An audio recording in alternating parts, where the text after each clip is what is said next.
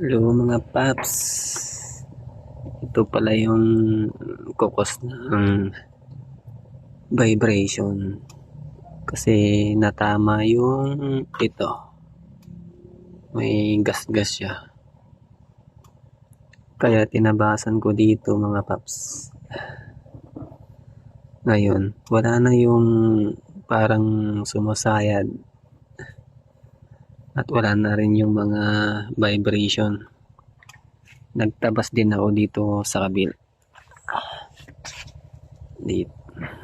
dito mga paps, tinabasan ko rin to,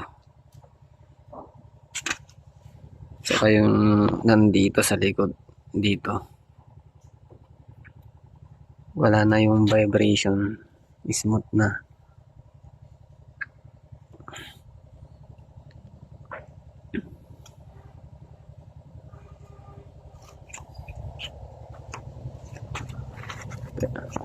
Pero ito talaga yung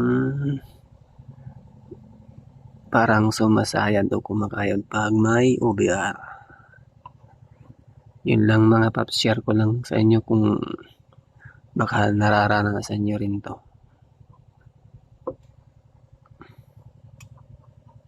Ayun o, yung gas-gas niya dati kaya tinabasan ko dito.